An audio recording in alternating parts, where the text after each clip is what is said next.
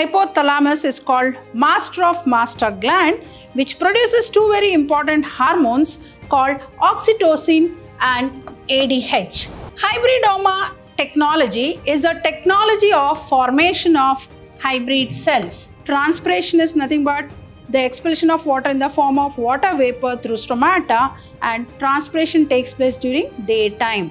Glycogen or animal starch is a major reserve food in animals.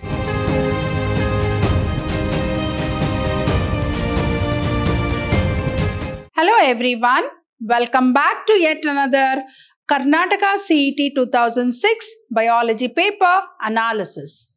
KCET 2006 Biology Paper Analysis. Myself, B. Shobha Rani from the Department of Biology, Vidyashram Pre-University College, the Temple of Excellence. Moving on to question number 1. Which of the following hormones are produced in the hypothalamus and stored in the posterior pituitary? Option A, FSH and LH. Option B, ADH and oxytocin. Option C, TSH and STH. Then option D, ACTH and MSH. We all know hypothalamus is called master of master gland, which produces two very important hormones called oxytocin and ADH. ADH is otherwise called antidiuretic hormone and oxytocin is called birth hormone. So, which of the following hormones are produced in the hypothalamus and stored in the posterior pituitary? And we all know that the pituitary is divided into anterior pituitary and posterior pituitary, and anterior pituitary produces the hormones of its own kind like FSH, LH, MSH, right? But the posterior pituitary does not produce the hormones of its own kind. Instead, it receives the hormones produced by the hypothalamus. Hence, those hormones are oxytocin and ADH, and they are called as neurohormones. And they are called as neurohormones because they are produced by the hypothalamus and stored in the posterior pituitary. Right? So, oxytocin. So, as I said, oxytocin is otherwise called birth hormone, which is very much important at the time of childbirth as it promotes the contraction of the muscle fibers, uterine muscle fibers, thereby helping in the delivery of the baby. And also the production of the milk from the mammary glands by helping the glands to produce milk. Then ADH increases the permeability of the collecting tubules of the nephron. As we know, the nephrons are the structural and functional units of kidney, allowing water to be absorbed in the circulating system, thereby concentrating urine. So ADH is also called as antidiuretic hormone. Antidiuretic hormone. Antidiuretic hormone, right? So option A, FSH and LH is wrong. Option B, ADH and oxytocin is correct. Option B, ADH and oxytocin is correct. Then C, TSH and LH, STH is wrong. D, ACTH and MSH is wrong. Adrenocorticotrophic hormone and melanocyte stimulating hormone. Somatotrophic hormone, thyroid stimulating hormone. Antidiuretic hormone and oxytocin is the right answer. FSH, follicle stimulating hormone, and LH, luteinizing hormone is wrong. Moving on to question number 2. 2 pea plants were subjected to cross-pollination. Of the 183 plants produced in the next generation, 94 plants were found to be tall and 89 plants were found to be dwarf. The genotypes of the 2 parental plants are likely to be option A, capital T and small t, small t, small t. Option B, capital T, small t and capital T, small t.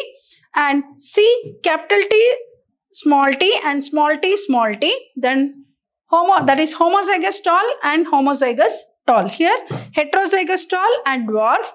Here heterozygous tall and heterozygous tall. Then here homozygous tall and dwarf. On crossing a homozygous dominant, that is capital T with any other genotype all the offsprings will be tall, because all will carry at least one dominant allele, that is capital T. And if you cross capital T and capital T, that is capital T small t and capital T small t, then you get F1 generation as tall.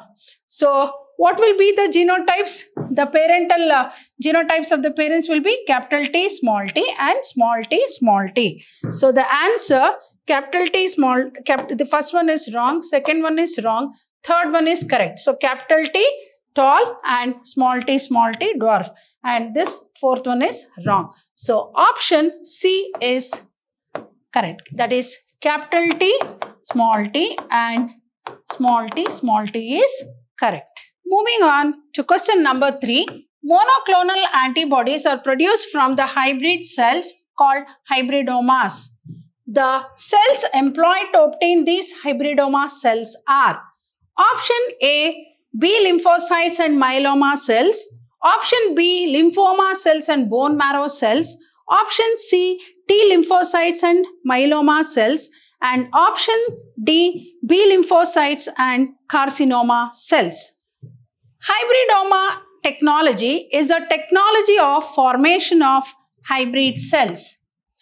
In hybridoma, that is hybridoma is the fusion of, it's formed by the fusion of B lymphocyte cells and myeloma cells. The hybrid cell produced is selected on the basis of ability to grow in tissue culture and for the absence of an antibody chain synthesis. So the antibodies produced by the hybridoma cells, they are single, specific and called as monoclonal antibodies. So the monoclonal antibodies are produced from hybrid cells called hybridomas. The cells employed to obtain these hybridoma cells are B lymphocyte cells and myeloma cells. Option A, B lymphocytes and myeloma cells is correct. Option B, lymphocyte cells and bone marrow cells is wrong. Option C, T lymphocytes and myeloma cells is wrong. Option C, B lymphocytes and carcinoma cells is wrong. So option A is correct. Moving on to question number 4. Read the two statements A and B. Statement A, diversity observed in the entire geographical area is called gamma diversity. And statement B, biodiversity decreases from high altitude to low altitude. Identify the correct choice from those given. Statement A, diversity observed in the entire geographical area is called gamma diversity. Correct. So gamma diversity is equal to alpha diversity into beta diversity. So statement A is correct. Biodiversity decreases from high altitude to low altitude is wrong. It increases. So biodiversity increases from high altitudes to low altitudes as the favorable conditions for the species richness decreases at high altitudes. So statement B is wrong. Option A, statement A is correct and B is wrong is wrong. Option B, statement B is correct, and A is wrong is correct. Then both the statements A and B are correct is wrong. Both the statements A and B are wrong is correct, is wrong. So option B is correct. Moving on to question number 5. The major event that occurs during the anaphase of mitosis which brings about the equal distribution of chromosomes is option A, replication of the genetic material, option B, splitting of chromatids, option C, splitting of centromeres, and option D, condensation of chromatin. Anaphase of mitosis is characterized by splitting of centromere. It is characterized by splitting of centromere and separation by separation of sister chromatids. So this converts the two chromatids into daughter chromosomes. So option A, replication of the genetic material is wrong. Option B, splitting of chromatids is wrong. Option C, splitting of centromere. Here you can see splitting of centromere is correct. And option D, condensation of chromatin is wrong. So option C is correct. Moving on to question number 6. In the synthesis of which of the following the DNA molecule is not directly involved? Option A, mRNA molecule. Option B, protein molecule. Option C, another DNA molecule. Option D, tRNA molecule. So DNA undergoes transcription which form RNA. So some of the RNA gets folded and form tRNA. So DNA synthesizes RNA. Protein is indirectly synthesized by DNA. It is not directly synthesized by DNA. So the DNA molecules undergo transcription to form mRNA, which translates into protein. So in the synthesis of which of the following the DNA molecule is not directly involved? It is in the protein molecule. So protein molecule is not directly involved in the synthesis. So option A, mRNA molecule is wrong. Option B, protein molecule is correct. Option C, another DNA molecule is wrong. Option D, tRNA molecule is wrong. So option B, protein molecule is correct. Moving on to question number 7. Chloroplasts without grana, that is agranal chloroplasts, are known to occur in option A, bundle sheath cells of C3 plants. Option B, mesophyll cells of C4 plants. Option C, bundle sheath cells of C4 plants. And option D, mesophyll cells of all plants. Agranal chloroplasts are the characteristic features of C4 plants. Characteristic feature of C4 plants. The agranal chloroplasts were found to be located in the bundle sheath cells of C4 plants. Bundle sheath cells of C4 plants. The C4 plants often possess, as we all know, a characteristic leaf anatomy called Cran's anatomy. Their vascular bundles are surrounded by 2 rings of cells, the inner ring called bundle sheath cells. So option A, bundle sheath cells of C3 plants is wrong. Option B, mesophyll cells of C4 plants is wrong. Bundle sheath, so it is found in bundle sheath of C4 plants. So bundle sheath cells of C4 plants is correct. And option D, mesophyll cells of all plants is wrong. So option C is correct. Moving on to question number 8. The main function of lacteals in the human small intestine is the absorption of option A, glucose and vitamins. Option B, amino acids and glucose. Option C, water and vitamins. And option D, fatty acid and glycerol, that is lipids or fats. Lipids or fats. Lacteals are the small vessels responsible for absorbing fat, that is lipid. Fat. Lipids are formed of what? What are the building blocks of lipid? Fatty acids and glycerol in the small intestine. Occurring in the finger-like villi of the ileum, lacteals have a milky appearance and drain into the lymphatic system. So, before fat can pass into the lacteal, bile from the liver causes its emulsification. As we know, directly the fat or lipid is not possible for digestion, so it is emulsified by the bile juice produced by the liver, which is also called as saponification, into small droplets for the action of enzyme lipase. So, the main function of lacteals in the human small intestine is the absorption of fat, that is the fatty acid and glycerol. So, option A, glucose and vitamin is wrong. Option B, amino acid and glucose is wrong. Option C, water and vitamins is wrong. Option D, fatty acid and glycerol is correct. So, option D is correct. Moving on to question number 9. The following diagram shows the types of secondary thickening in the xylem vessels. Identify the types labeled from A to F. Choose the correct option from those given. So, we all know that lignification, xylem vessels are of different types based on the type of lignification. So, here there are 5 diagrams. We need to identify the type of lignification. Here it is, A is annular. A is annular. B, here we can see spiral. Then C, we can call it as C is scleriform. Then D is reticulate. D is reticulate. Then E is pits with border. So it is called as bordered pits. then F is pits, simple pits. So scleriform also is called as ladder-like. Reticulate, network-like. So A annular, B spiral, C scleriform, D reticulate, E pits with border or bordered pits, and F is simple pits. So first one is annular. Here it is spiral. So this is wrong. Here it is annular, correct. Here also annular, correct. Here it is spiral, wrong. Go to the next one, spiral. So here it is spiral, correct. Here also it is spiral, correct. Go to the third one, scleriform. Here also it is scleriform, correct. Here also it is scleriform, correct. Here D is reticulate. So here also D reticulate, correct. Next comes E, pits with border. So E, here it is pits with border. Here pitted simple. So this is also wrong. The next F is simple pits. Pits, that is simple. Correct. Here it is border. Wrong. So option B is the correct option.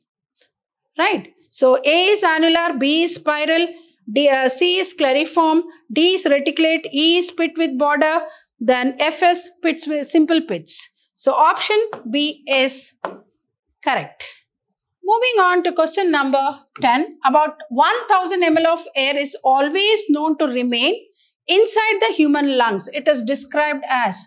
So the amount of air that is left out after inspiration and expiration, the remaining air, is called as what? Residual volume. It's called as residual volume, which is around 83%. So option A, inspiratory reserve volume, which is 3%, is wrong. Option B, expiratory reserve volume, which is around 6%, is wrong. And option C, residual volume, is 83% correct.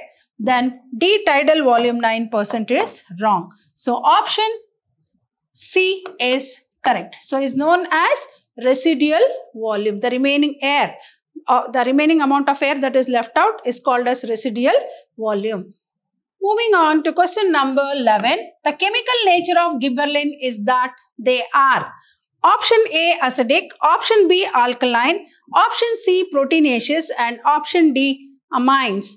Gibberellins are acidic in nature. They are acidic in nature. Hence the name. They are usually mentioned as what? Gibberellic acid, or short form is GA. They are referred to as GA. So, it is a plant hormone or a phytohormone which has diversified effects on the plant life cycle. So, gibberellin is acidic in nature. So, option A, acidic, is correct. Option B, alkaline, is wrong. Option C, proteinaceous, is wrong. Option D, amines, is wrong. So, option A, acidic, is the correct option. Moving on to question number 12. The unit of natural selection is option A, individual, an individual, option B, a species, option C, a genus, and option D, a population. Natural selection is a gradual process, as we know, and it is a non-random process by which biological traits become either more or less common. The unit of natural selection is an individual. Since genes work at what level? At an individual level. So the unit of natural selection is an individual. So option A, an individual, is correct. Option B, species, is wrong. Option C, genus, is wrong. Option D, a population, is wrong. So option A, an individual, is correct. So option A is the right answer. Moving on to question number 13.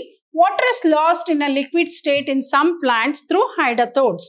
These hydrathodes are, option A, remain closed at night. Option B, remain closed during day. Option C, remain always open. And option D, do not show any specificity in opening and closing. I think we all know transpiration is nothing but the expulsion of water in the form of water vapor through stomata, and transpiration takes place during daytime. What is hydrathodes? Hydrathodes are the structures through which a very important process called guttation takes place. Guttation is nothing but expulsion of water in the form of water droplets through structures called hydrathodes. So hydrathodes are unregulated, always open. They are always kept open pores at the ends of the vascular supply of leaves through which guttation takes place. It is the modified pores usually found on the margins of the leaf or the tip of the leaf. So they always remain open. So option A, remain closed at night, is wrong. Option B, remain closed during daytime, is wrong. Remain always open, C, is correct. Option D, do not show any specificity in opening and closing, is wrong. So option C is correct. Moving on to question number 14. Which of the following are secretions produced by the spermatozoa at the time of fertilization? Option A, fertilizing and anti-fertilizing. Option B, anti-fertilizing and sperm lysine. Option C, fertilizing and sperm lysine. And option D, only sperm lysine. Anti-fertilizing of sperm reacts with fertilizing. You know, anti-fertilizing and fertilizing reaction which helps the sperm to penetrate the zona pellucida layer of the ovum. Sperm lysine, it is nothing but a class of enzymes that the sperm secretes to degrade the wall of the ovary. Similarly, like hyaluronidase is among it. So option A, fertilizing and anti-fertilizing, is wrong. So it is anti-fertilizing in sperm lysine. So option B, anti-fertilizing and sperm lysine, is correct. Option C, fertilizing and sperm lysine, is wrong. Only sperm lysine is wrong. So option B, anti-fertilizing and sperm lysine, is correct. Moving on to question number 15. Cells obtained from an organism were homogenized and centrifuged.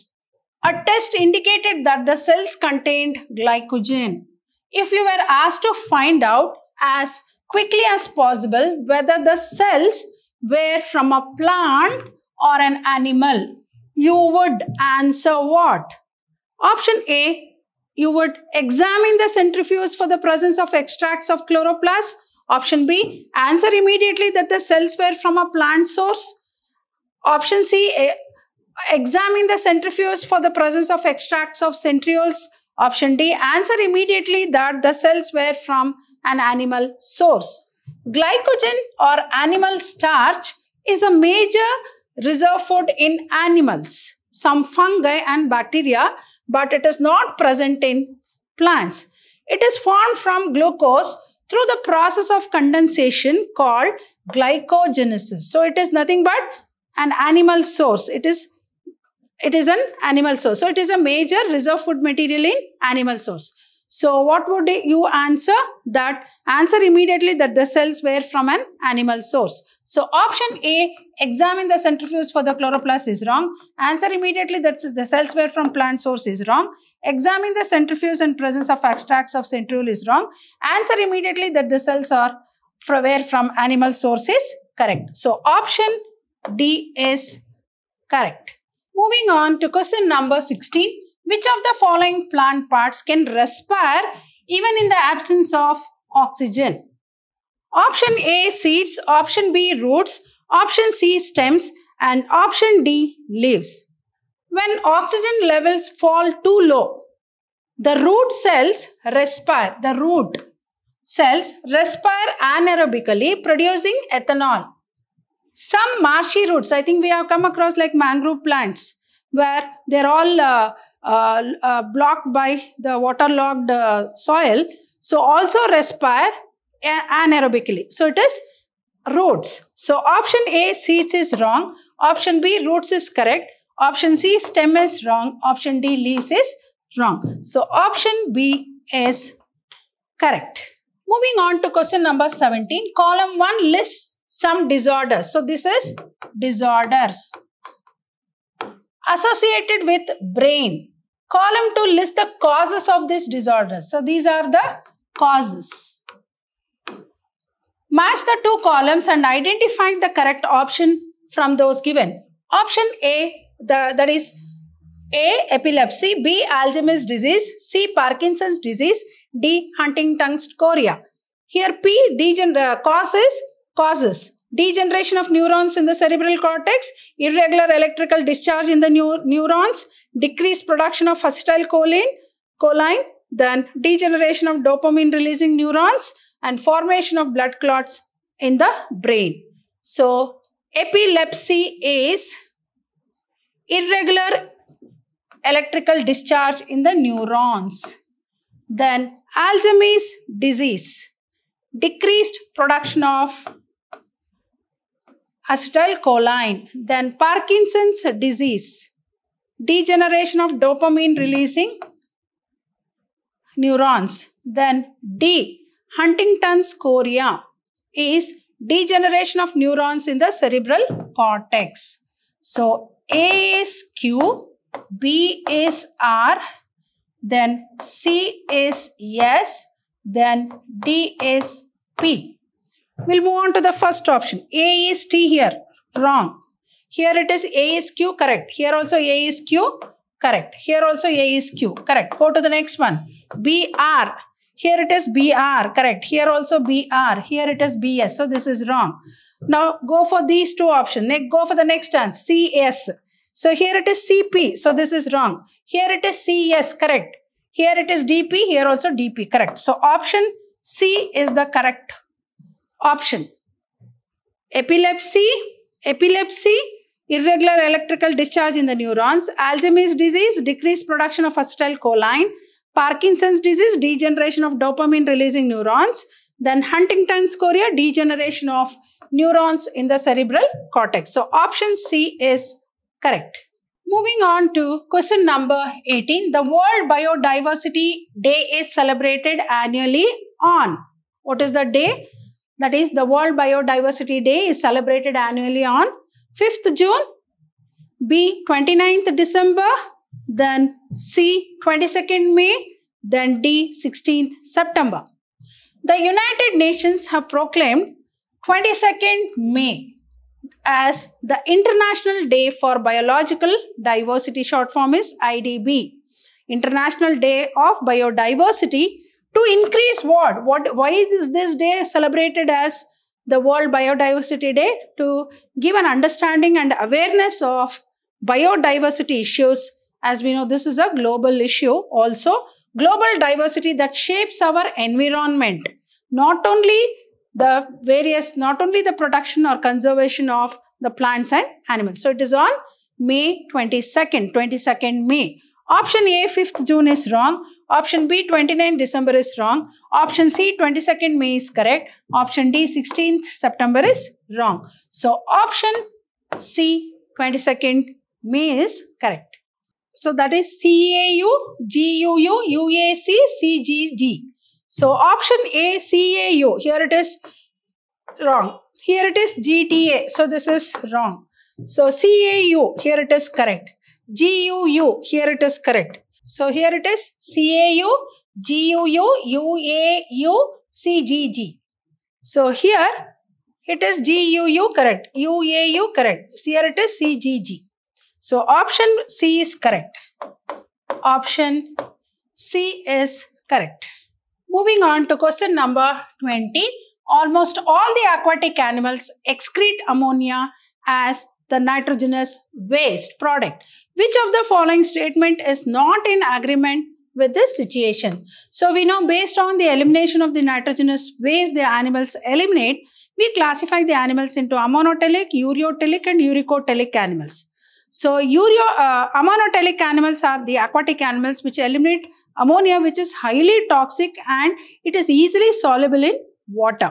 So ammonia is easily soluble in water is correct. Statement is correct. Ammonia is released from the body in the gaseous state is correct. Ammonia is highly toxic and needs to be eliminated as and when formed is correct.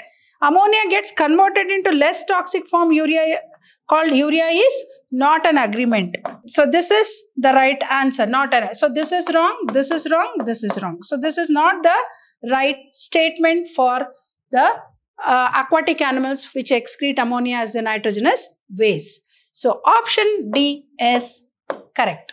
Hope you all have understood the Karnataka CET 2006 20 questions. So I'll be back with some more questions.